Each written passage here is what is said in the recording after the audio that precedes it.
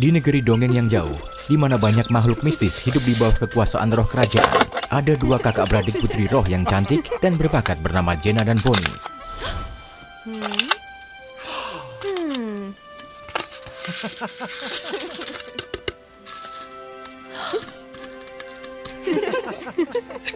Bonnie adalah seorang putri es yang lembut dan pemalu, yang selalu berpikir bahwa menggunakan kata-kata adalah cara paling damai untuk menemukan titik temu di antara dua hal. Sementara Jenna adalah putri yang cerdik dan sulit diatur. Dia memiliki kekuatan untuk mengendalikan tanaman dan sering menyelesaikan konflik dengan tangannya.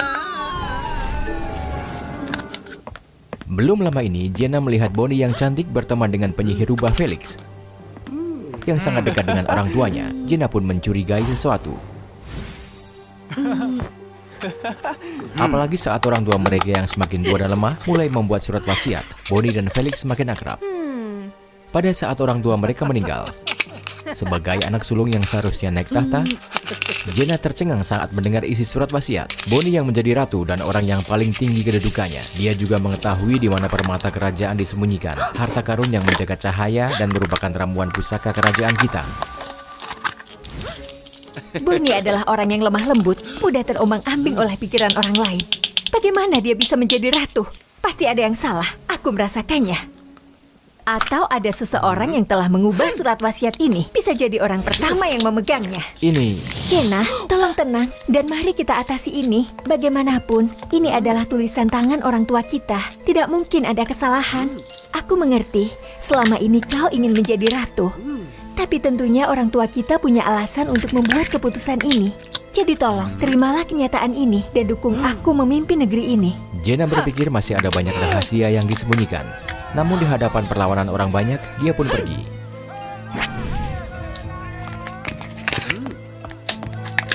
Namun sejak hari itu, Bonnie mengunjungi Jenna setiap hari. Tapi Jenna hanya merajuk dan mengacau di kamar. Pergilah, jangan dekat-dekat denganku. Sementara kau yang mencuri segalanya dariku. Jenna, kau kenapa? Biarkan aku masuk untuk membantumu. Aku tahu kau marah saat ini, tapi tolong jangan sakiti dirimu sendiri. Tapi jika kau tidak ingin aku di sini, aku akan pergi. Aku tahu saat ini kau marah, tapi kumohon jangan sakiti dirimu lagi. Jika kau tidak ingin aku di sini, baiklah aku pergi. Setelah Bonnie pergi, air mata Jenna mengalir. Jenna menyadari bahwa Bonnie masih mencemaskannya hingga menanyakan kabarnya saat ini. Tidak hanya itu, di setiap surat yang dikirimkan Bonnie kepada Jenna, tertulis ucapan terima kasih kepada kakaknya karena Jenna adalah motivasi yang membantunya menjadi percaya diri dan tahu cara berkomunikasi dengan orang lain. Ternyata, meskipun aku selalu sombong pada Bonnie, dia selalu ada untukku. Dia sangat peduli padaku. Dan dia selalu berusaha untuk berubah menjadi lebih baik. Mungkin itu sebabnya ayah dan ibu memutuskan untuk menjadikannya ratu. Akhirnya setelah berpikir beberapa hari, Jenna memutuskan untuk berbaikan dengan Bonnie. Namun saat Jenna mendekati tempat Bonnie, dia melihat adiknya pergi ke suatu tempat di malam hari. Jenna mengikuti dengan rasa ingin tahu.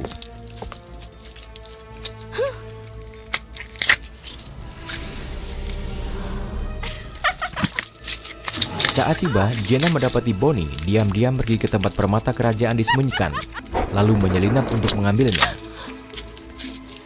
Bonnie, dari mana kau mengambil pusaka itu? Ini adalah sesuatu yang tidak bisa kau bawa pergi dari tempat penyimpanan rahasia.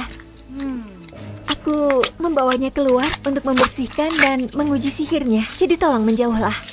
Dengan kecerdikannya, ketika melihat reaksi Bonnie yang begitu dingin melihat dia kesakitan, Jenna menyadari bahwa yang berada di hadapannya bukanlah adiknya. Orang itu dengan cepat menyerang Jenna, lalu berubah menjadi penyihir rubah Felix. Aku sungguh tidak menyangka Putri Jenna mengetahui penyamaranku begitu cepat. Sayangnya, kekuatanmu tidak akan mampu menghentikanku untuk membawa pusaka itu pergi. Di mana? Di mana Bonnie? Dan sudah berapa lama keluarga kerajaan melindungi keluargamu? Dan mengapa kau melakukan semua ini? Bonnie aman di istana. Dia tidak tahu apa yang kulakukan. Selain itu, ada sesuatu yang sulit untuk kukatakan. Jadi aku terpaksa harus memanfaatkan kepercayaan orang lain untuk melakukannya. Putri Jenna, kumohon maafkan aku. Jenna tidak mengerti maksud Felix, namun dia tetap berusaha menghentikan Felix. Sayangnya, pukulan Felix barusan membuatnya terluka dan tidak dapat memulihkan kekuatannya sepenuhnya. Felix hendak pergi ketika tiba-tiba tanah berguncang dan Bonnie muncul.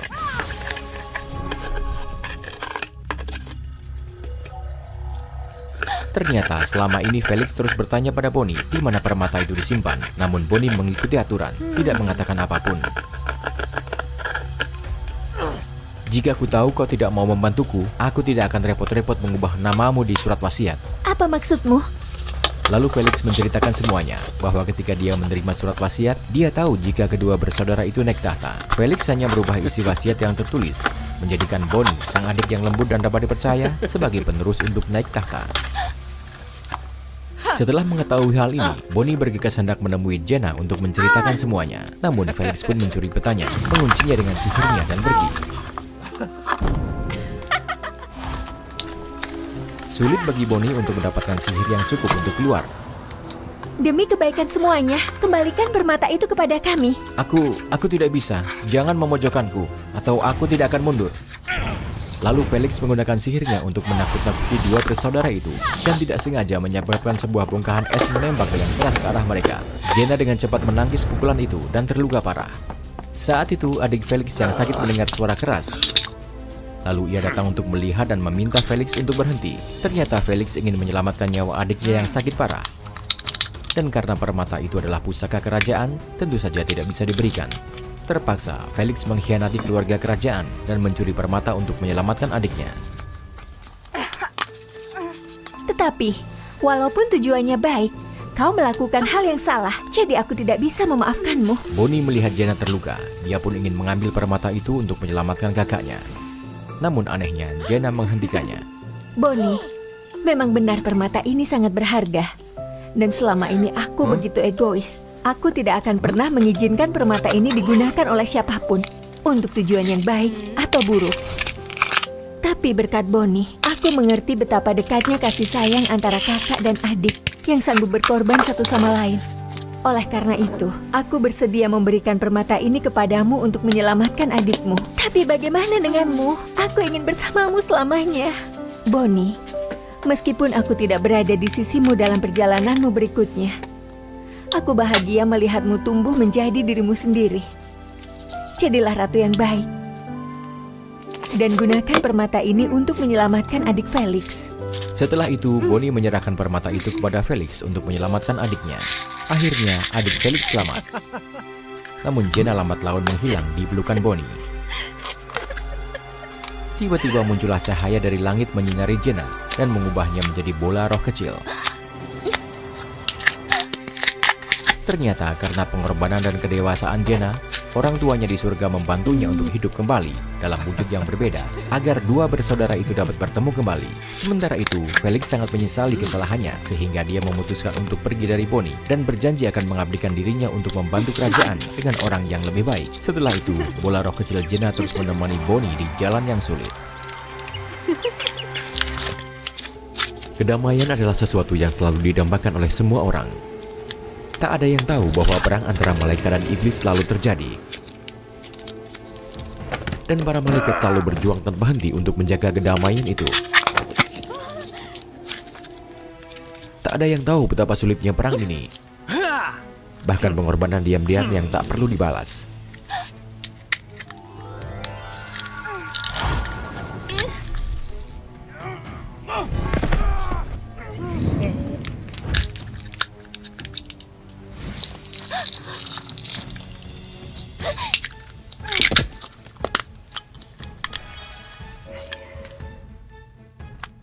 Ada juga orang-orang, mereka bukan malaikat.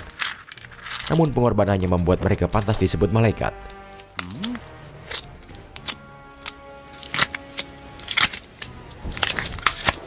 Sementara iblis, mereka selalu ada dengan satu tujuan, kehancuran. Dalam pertempuran antara malaikat dan iblis untuk melindungi dunia manusia, haruskah manusia berdiri dan bertindak demi keuntungan mereka sendiri? Malaikat ketika mereka dalam kesulitan juga membutuhkan bantuan dari manusia. Kau sudah bangun. Apakah tubuhmu baik-baik saja? Setelah bangun, malaikat itu terkejut ketika mendapati dirinya ditolong oleh manusia.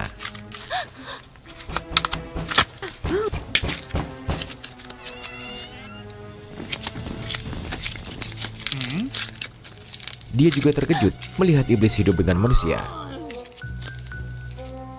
Jangan khawatir, bocah itu tidak akan menyakitimu. Dialah yang membalut lukamu.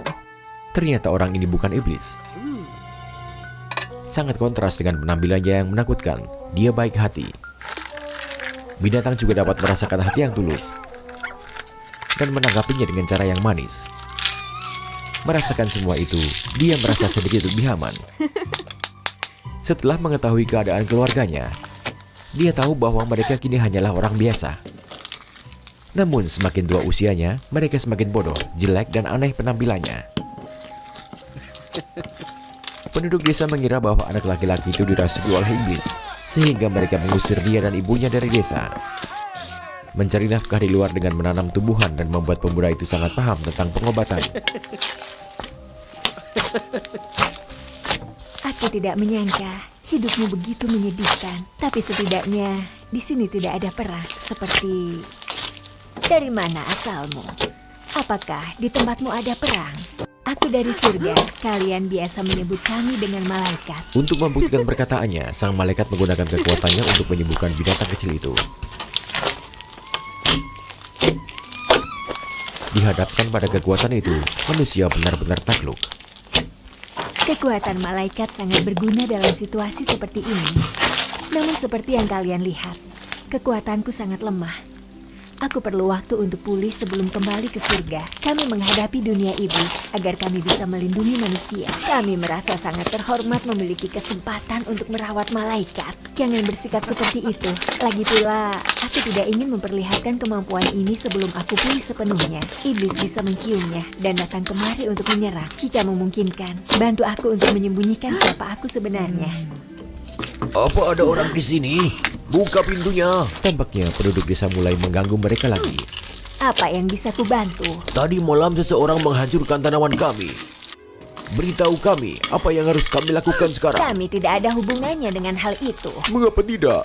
Jelas ada jejak kaki yang sangat besar. Jejak orang normal tidak seperti itu. Pasti putramu yang mengerikan itu yang menghancurkan tanaman kami. Tidak mungkin, dia tidak akan melakukan itu. Dia pasti balas dendam karena kami tidak mengizinkan kalian tinggal di desa. Dasar kurang ajar. Kami setuju kalian tinggal di dekat desa, tapi dia masih terus mengganggu kami. Tanpa mendengarkan penjelasan, penduduk desa menyerbu dan menyerang bocah itu. Dengan sifatnya yang lembut, bocah itu hanya bisa menahan rasa sakit. Dia tidak akan pernah melakukan hal seperti itu. Akulah saksinya. Siapa kau? Kau ingin melindunginya? Jangan mencoba menutupi mata kami. Tak tahan lagi dengan ketidakadilan ini, sang malaikat akhirnya menggunakan kekuatannya untuk mengendalikan kepala desa. Cukup, ayo pulang. Kenapa kau? Cukup, mereka tidak bersalah. Ayo pergi. Di bawah kendali malaikat, semuanya berakhir. Namun sebagai akibatnya, kekuatannya melemah. Kau baru saja. Aku tidak bisa melihat ketidakadilan seperti itu terjadi. Terima kasih telah menyelamatkan anakku. Tapi tolong, jangan kau lakukan itu lagi. Kekuatanmu belum pulih. Cukup istirahat beberapa hari lagi, tidak masalah.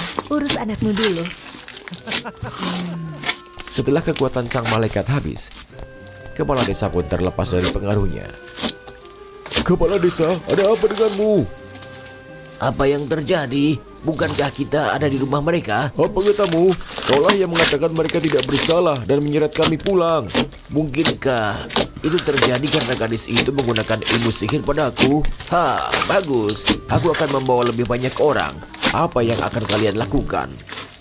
Ayo, mereka punya kaki tangan. Kita bawa lebih banyak orang. Kita akan berurusan dengan mereka malam ini. Malam itu, penduduk desa berkumpul. Jumlah mereka lebih banyak. Mereka pun membawa lebih banyak senjata ke gubuk ibu dan anak itu. Tunjukkan dirimu. Apalagi yang kalian lakukan di sini? Hentikan. Rupanya kau punya kaki tangan. Saling menutupi keburukan untuk merugikan desa ini. Kami tidak bisa membiarkannya lagi. Tak ada yang bisa memperhatikan bahwa tempat di atas mereka adalah iblis yang sangat berbahaya. Ada bau malaikat di sini.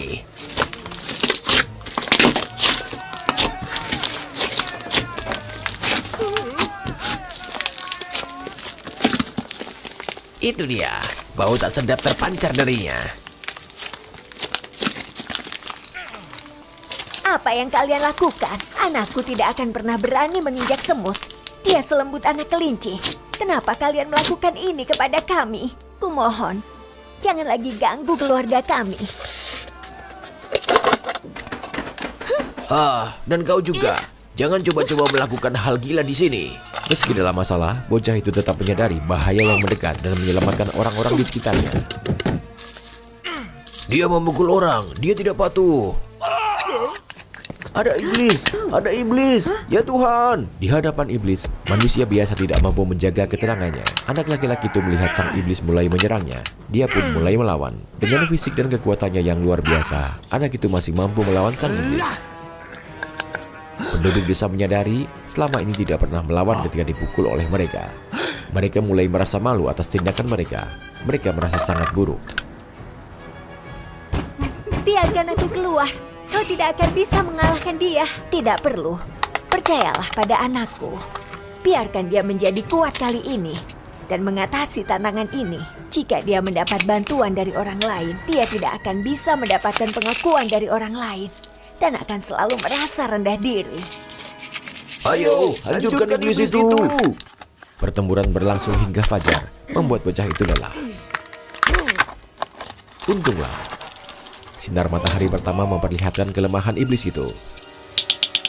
Benar, iblis paling takut pada sinar matahari. Jangan biarkan dia melarikan diri. Mendengar itu, anak laki-laki itu berusaha meraih dan memegang sayap sang iblis. Dengan kekuatan luar biasa bocah itu, sang iblis tidak dapat melarikan diri. Tidak peduli seberapa keras dia menyerang. Iblis jahat, enyahlah. Jangan coba-coba menyakiti manusia. Melihat bocah itu dalam kesulitan, 3 penduduk desa mengumpulkan keberanian mereka untuk melompat memegang anggota tubuh iblis itu. Hingga sinar matahari keluar, perlahan menyapu iblis dan mengubahnya menjadi abu. Setelah pertarungan itu, yang tersisa di benak semua orang adalah seorang pahlawan yang kuat. Dalam suasana suram menunggu roh pergi, sang malaikat melangkah maju, meletakkan tangannya di dada anak laki-laki itu yang terluka sangat parah. Tolong jangan. Kekuatanmu adalah untuk melawan dan melindungi manusia. Kau tidak boleh menyia-nyiakan kekuatanmu itu untuk anakku. Dia seorang pahlawan, pantas mendapatkan yang terbaik. Tapi jangan katakan apa-apa lagi. Aku hanya butuh 1 atau 2 bulan lagi untuk pulih. Tak dapat menunggu lebih lama lagi, dia mulai menggunakan kekuatan malaikatnya. Tidak hanya luka itu yang sembuh, tetapi tubuhnya menjadi benar-benar sehat dan kuat. Sang malaikat mengorbankan semua kekuatan alaminya tanpa ragu-ragu. Dan sebuah keajaiban terjadi lagi. Muncullah malaikat baru. Malaikat. Nah, apapun bentukmu, bersamaku, kau akan selalu menjadi malaikat yang tidak akan pernah berubah. Ibu,